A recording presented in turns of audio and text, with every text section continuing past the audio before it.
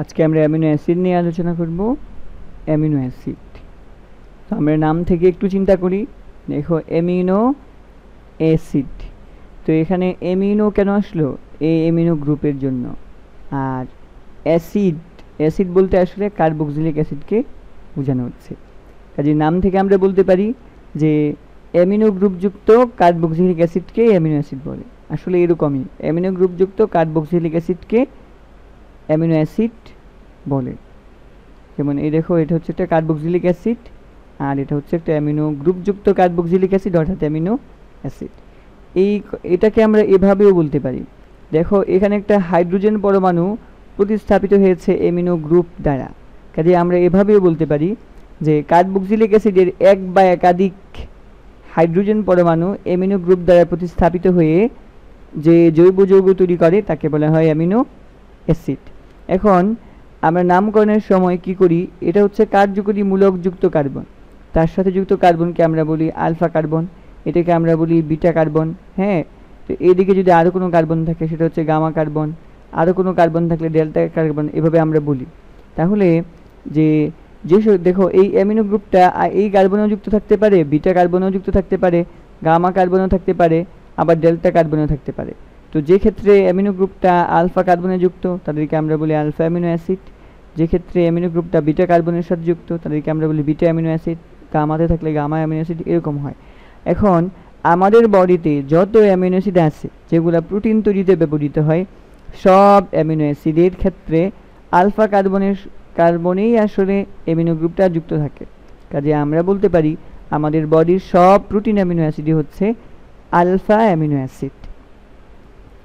এখন দেখো সব অ্যামিনো অ্যাসিডের ক্ষেত্রে তাহলে কি থাকবে? একটা কার্বক্সিলিক গ্রুপ থাকবে, হ্যাঁ, এইটা আলফা কার্বন, তার সাথে এরকম অ্যামিনো গ্রুপ একটা যুক্ত থাকবে, তার সাথে একটা হাইড্রোজেন থাকবে, আরেকদিকে ভিন্ন একটা গ্রুপ থাকবে, সেটাকে আমরা বলি আসলে আর। কোনো কোনো অ্যামিনো অ্যাসিডের ক্ষেত্রে সেটা মনে করো হাইড্রোজেন হতে পারে, তখন এটাকে আমরা বলি গ্লাইসিন। এবং দেখো এটাই সবচেয়ে সরল অ্যামিনো অ্যাসিড। কারো কারো ক্ষেত্রে এরকম মিথাইল গ্রুপ যুক্ত থাকতে পারে, তখন সেটাকে আমরা বলি অ্যালানিন। হ্যাঁ, তো কারো কারো ক্ষেত্রে তার সাথে আবার একটা এরোমেটিক গ্রুপও যুক্ত থাকতে পারে, যেমন ধরো এরকম যদি থাকে, হ্যাঁ, তখন আমরা তাকে বলি ফিনাইল, আর এটুকু তো ছিল আগেই অ্যালানিন, তাহলে ফিনাইল অ্যালানিন এরকম হয়। তার মানে এই 8 গ্রুপটা এক একটা অ্যামিনো অ্যাসিডের ক্ষেত্রে এক এক রকম হয়। উদ্ভিদ এবং প্রাণী দেহের মধ্যে টোটাল 28 প্রকার অ্যামিনো অ্যাসিড পাওয়া গেছে। তো তার মধ্যে 20 প্রকার অ্যামিনো অ্যাসিড প্রোটিন তৈরিতে ব্যবহৃত হয়, আমরা তাদেরকে বলি প্রোটিন অ্যামিনো অ্যাসিড। আর বাকি 8 প্রকার এগুলো প্রোটিন তৈরিতে ব্যবহৃত হয় না, তাদেরকে আমরা বলি নন প্রোটিন অ্যামিনো অ্যাসিড। এখন আমরা 20 প্রকার প্রোটিন অ্যামিনো অ্যাসিডের সাথে পরিচিত হব। এগুলো হচ্ছে leucine, isoleucine, lysine, methionine, valine, serine, proline, threonine, alanine, tyrosine, histidine, asparagine, cysteine, arginine, glycine, tryptophan, glutamine, glutamic acid, aspartic acid, phenylalanine, এরকম। তো এখন দেখো আমি আসলে এটা লেখার কারণ হচ্ছে এগুলো সম্পর্কে কিছু বলবো আর কি। দেখো এইগুলো হচ্ছে সংক্ষিপ্ত নাম। তো এগুলা একটা অ্যামিনো অ্যাসিডের প্রথম 3টা অক্ষর দিয়েই সংক্ষিপ্ত নাম হয়ে যায়। তো যাদের ক্ষেত্রে প্রথম 3টা একই রকম হয়ে যায় তাদের ক্ষেত্রে একটু ভিন্ন। যেমন ধরো এই যে গ্লুটামিন আর গ্লুটামিক অ্যাসিড, এটারও প্রথমে GLU, গ্লুটামিনের ক্ষেত্রেও কি আসবে? GLUই হবে প্রথম 3 অক্ষর, কিন্তু একই রকম হয়ে যাবে, সেই জন্য আমরা উচ্চারণের দিকটা প্রাধান্য দিয়ে এটাকে এন দিয়ে দিচ্ছি। এরকম আরও আছে, যেমন অ্যাসপারাজিন, অ্যাসপার্টিক অ্যাসিড, হ্যাঁ, এই দুটো এইভাবে নামকরণ হয়েছে। এখন দেখো আবার তাদের সংক্ষিপ্ত নামের মধ্যে এক অক্ষর দিয়ে সংক্ষিপ্ত নাম লেখা যায়। তো যাদের ক্ষেত্রে প্রথম অক্ষরটা ইউনিক, একটাই আছে এরকম অ্যামিনো অ্যাসিডে, তাহলে তার ক্ষেত্রে সেটাই হবে। যেমন এখানে এল, আর দেখো এল কিন্তু এই লাইসিনের মধ্যেও আছে, হ্যাঁ, তো সেক্ষেত্রে তুমি এল তো একবার ইউজ করলে আরেকবার করতে পারবে না। আর এই ক্ষেত্রে এটার ক্ষেত্রে আমরা ইউজ করলাম এল, এটার ক্ষেত্রে কেন করলাম না? কারণ এটা আসলে মোস্ট কমনলি এই অ্যামিনো অ্যাসিডটা আমাদের বডিতে পাওয়া যায়। আর তার ক্ষেত্রে তখন আমরা কি করি? কিছু কিছু ক্ষেত্রে এই এল এর কাছাকাছি কোনো অক্ষর, যেমন মনে করো যে কে এল, কে কাছাকাছি এরকম। আবার কোনো কোনো ক্ষেত্রে দেখা যায় উচ্চারণে যেটা বেশি আসে সেটা, যেমন অ্যাসপারাজিন দেখো এন দিয়ে দেখা হয়েছে, হ্যাঁ, তো এরকম এইভাবে নামকরণ করা হয়েছে। কিছু কিছু অ্যামিনো অ্যাসিডের একটা অক্ষরে খুব আশ্চর্যজনকভাবে আসলে এই অক্ষরটা দেওয়া হয়েছে, যেমন ধরো ট্রিপ্টোফ্যান, ডব্লিউ, হ্যাঁ, তাহলে এইটাতে একজন বিজ্ঞানী ছিলেন যিনি এটাকে বলতেন ট্রিপ্টোফ্যান, মানে ডব্লিউটাকে উচ্চারণে নিয়ে আসতেন, তো সেখান থেকে এটাকে ডব্লিউ দিয়ে নামকরণ করা হয়েছে। আবার দেখো কেউ কেউ এভাবে বলে যে দেখো এখানে কিন্তু দুইটা বি আছে, হ্যাঁ, ডবল, তো এই ট্রিপটোফ্যানের মধ্যে ডবল রিং আছে, তো সেই জন্য এটাকে ডব্লিউ দিয়ে নামকরণ করা হয়েছে। যাই হোক, আমাদের এত জানা লাগবে না, আমাদের শুধু এইটুকু জানলেই হবে যে আমি শুধু এইটুকু বলার জন্যই আসলে এই স্লাইডটা নিলাম, যে এই এই নামকরণের পিছনে একটা রহস্য আছে, এগুলো এইভাবে নামকরণ করা হয় নাই। এখন আমরা অ্যামিনো অ্যাসিডের শ্রেণী বিভাগ করব। আমরা আগেই বলেছিলাম যে প্রত্যেকটা অ্যামিনো অ্যাসিডে আর গ্রুপটা ভিন্ন হয়, কাজে আর গ্রুপটা যদি এলিফেটিক হয় আমাদের অ্যামিনো অ্যাসিডটা এলিফেটিক হয়ে যাবে, আর গ্রুপটা যদি অ্যারোমেটিক হয় আমাদের অ্যামিনো অ্যাসিড অ্যারোমেটিক হবে, আর গ্রুপটা যদি হেটারোসাইক্লিক হয় তাহলে আমাদের অ্যামিনো অ্যাসিড হেটারোসাইক্লিক হবে। কাজে এগুলোর উপর ভিত্তি করে আমরা অ্যামিনো অ্যাসিডকে ভাগ করতে পারি। দেখো, এলিফেটিক অ্যামিনো অ্যাসিড গ্লাইসিন, গ্লাইসিনের ক্ষেত্রে কি আর গ্রুপটা হচ্ছে হাইড্রোজেন শুধু, তাহলে দেখো এটা এলিফেটিকই, যে এটা হচ্ছে এলিফেটিক অ্যামিনো অ্যাসিড। অ্যালানিনের ক্ষেত্রে আর গ্রুপটা আমরা দেখিয়েছি যে মিথাইল মূলক, কাজে এটা তো এলিফেটিকই, হ্যাঁ, কাজে এটা aliphatic amino acid. Aromatic amino acid phenylalanine, অ্যালানিনের সাথে ফিনাইল গ্রুপ, অর্থাৎ এই যে এই গ্রুপটা যুক্ত থাকবে। আমরা সবাই জানি যে এটা কিন্তু এরোমেটিক, ফিনাইল গ্রুপটা এরোমেটিক, কাজেই সেটা কি হয়ে যাবে, ফিনাইল অ্যালানিন হবে এরোমেটিক অ্যামিনো অ্যাসিড। অর্থাৎ আমি যদি একটু স্পষ্ট করে তোমাদের এখানে দেখাই তাহলে এরকম আসলে, যেমন এখানে একটা হাইড্রোজেন থাকলে সেটা হচ্ছে গ্লাইসিন, মিথাইল মূলক হচ্ছে অ্যালানিন, হ্যাঁ, তার সাথে যদি একটা ফিনাইল গ্রুপ যুক্ত থাকে তাহলেই তার নাম হচ্ছে ফিনাইল অ্যালানিন, তার সাথে একটা হাইড্রোক্সিল গ্রুপ থাকলে তার নাম হচ্ছে টাইরোসিন। তাহলে ফিনাইল অ্যালানিনও হচ্ছে এরোমেটিক, আর এই যে এটা কিন্তু এখন টাইরোসিনের স্ট্রাকচার, কাজে সে হচ্ছে এরোমেটিক। ফিনাইল অ্যালানিন, টাইরোসিন, আর একটা অ্যামিনো অ্যাসিড আছে এরোমেটিক, সেটা হচ্ছে ট্রিপটোফ্যান। আমরা বলেছি ট্রিপটোফ্যানে আসলে ডবল রিং আছে, হ্যাঁ, তো একটা রিং হচ্ছে হেটারোসাইক্লিক, অর্থাৎ এই রিংয়ের মধ্যে কার্বন ছাড়া নাইট্রোজেনও আছে, আর আরেকটা রিং হচ্ছে আসলে এরোমেটিক, বেনজিন গ্রুপ, এজন্য এটা একটা aromatic amino acid. Heterocyclic amino অ্যাসিডের মধ্যে আছে ট্রিপটোফ্যান, কারণ তার মধ্যে একটা রিং আছে যেখানে সবগুলা কার্বন পরমাণু না, নাইট্রোজেন পরমাণু আছে। আবার প্রুলিন, এটাও হচ্ছে হেটারোসাইক্লিক অ্যামিনো অ্যাসিড। এটা কিভাবে, এটা আসলে এরকম, যেমন ধরো সব অ্যামিনো অ্যাসিডের মধ্যে তো এইটুকু থাকে, প্রুলিনের মধ্যেও আছে, হ্যাঁ, তো তার এখানে এরকম 3টা কার্বন আছে, আর এই কার্বনটা এর সাথে গিয়ে যুক্ত হয়ে গেছে, যুক্ত হলে এখানে একটা রিং হয়ে যাবে, আর এটা তো কার্বোসাইক্লিক না, কারণ তার মধ্যে নাইট্রোজেনও আছে, এই জন্য এটা একটা হেটারোসাইক্লিক অ্যামিনো অ্যাসিড। এইভাবে তোমরা যদি একটু সংকেত দেখিয়ে মনে রাখার চেষ্টা করো তাহলে উদাহরণগুলো মনে থাকবে।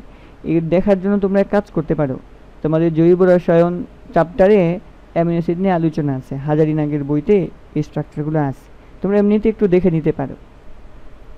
এখন পোলার এবং নন পোলার অ্যামিনো অ্যাসিড, হ্যাঁ, তো নন পোলার অ্যামিনো অ্যাসিড হচ্ছে 10টা, অর্থাৎ পোলারিটি তৈরি করার কোনো গ্রুপ এই অ্যামিনো অ্যাসিডের আর গ্রুপের মধ্যে নাই, যেমন অ্যালানিন, ভ্যালিন, এগুলোর মধ্যে নাই।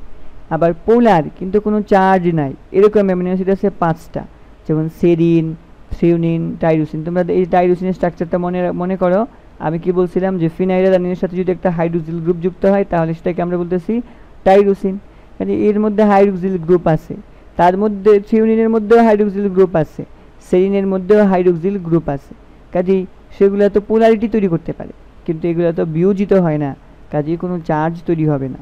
এই জন্য এই 5টা অ্যামিনো অ্যাসিডকে আমরা বলি পোলার কিন্তু আনচার্জ।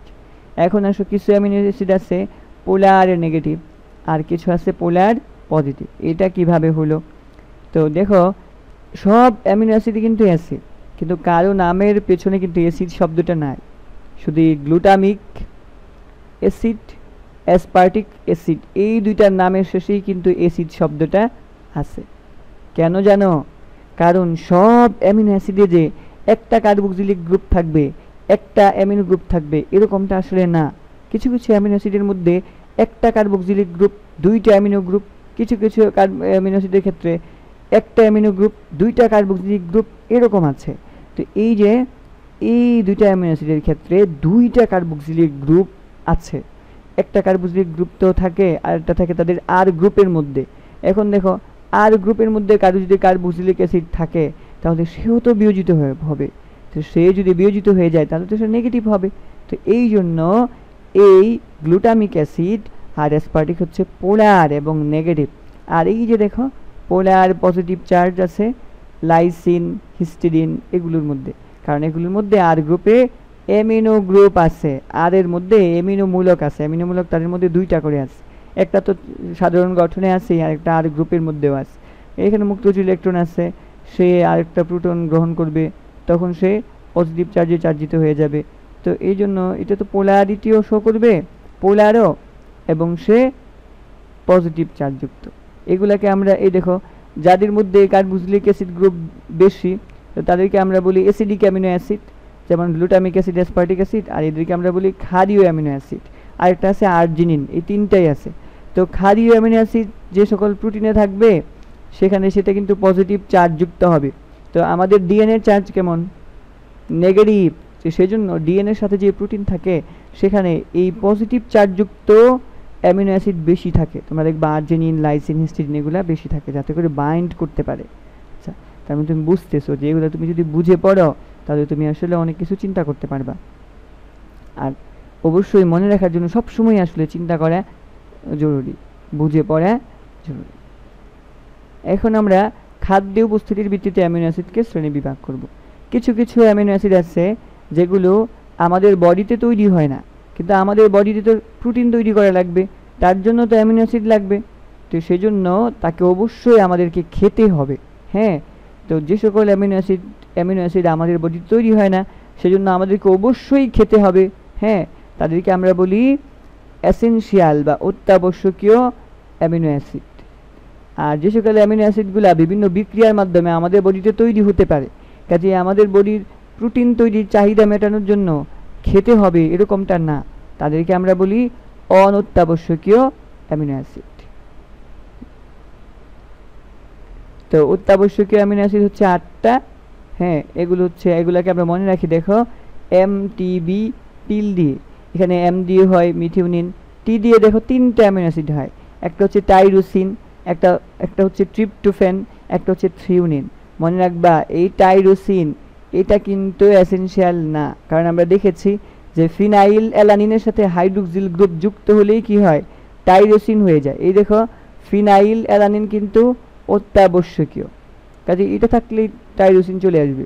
তো সেজন্য এই টি দিয়ে শুধু হবে থ্রিওনিন আর ট্রিপটোফ্যান, বি দিয়ে ভ্যালিন, পি দিয়ে ফিনাইল অ্যালানিন, আই দিয়ে আইসোলিউসিন, লাইসিন, আর আইসোলিউসিন, এল দিয়ে লাইসিন, আর এখানে হচ্ছে লিউসিন। শিশুদের জন্য অত্যাবশ্যকীয় অ্যামিনো অ্যাসিড হচ্ছে 10টা। হ্যাঁ, এগুলো হচ্ছে আর্জিনিন, হিস্টিডিন, আরও 2টা অতিরিক্ত। কেন? কারণ এগুলো কি আমাদের বডিতে তৈরি হয় না? উত্তর হচ্ছে আর্জিনিন, হিস্টিডিন আমাদের বডিতে তৈরি হয় বটে, কিন্তু যখন গ্রোথ পিরিয়ড তখন তো বেশি বেশি প্রোটিন তৈরি করা লাগে। তো সেই বর্ধিত প্রোটিনের চাহিদা এগুলো দিয়ে মিটে না, আমাদেরকে আরও এক্সট্রা খাদ্যের সাথে এগুলোকে, ডায়েটের সাথে এগুলোকে খেতে হয়। তো সেই জন্য কোনো সময় আর্জিনিন, হিস্টিডিন এগুলো এসেনশিয়াল হয়ে যায়। এই জন্য আমরা আর্জিনিন, হিস্টিডিন এগুলোকে আমরা বলতেছি সেমি এসেনশিয়াল অ্যামিনো অ্যাসিড। আর যেগুলো আমাদের বডিতে তৈরি হয়, আমাদের বডিতে দরকার নাই, আমাদের বডিতে তৈরি হয়, হ্যাঁ, খাদ্যের সাথে গ্রহণ করার দরকার নাই, তাদেরকে তো আমরা অনত্যাবশ্যকীয় অ্যামিনো অ্যাসিড বলছি। এখন আমরা জানবো অ্যামিনো অ্যাসিডের কাজ। অ্যামিনো অ্যাসিড দিয়ে আসলে কি হয়? সব অ্যামিনো অ্যাসিডই তো প্রোটিন তৈরি করে, কাজে আমরা প্রথম কাজ বলতে পারি তারা প্রোটিন তৈরি করে। হ্যাঁ, আর প্রোটিন কি করে? জীবদেহ গঠনে ভূমিকা রাখে।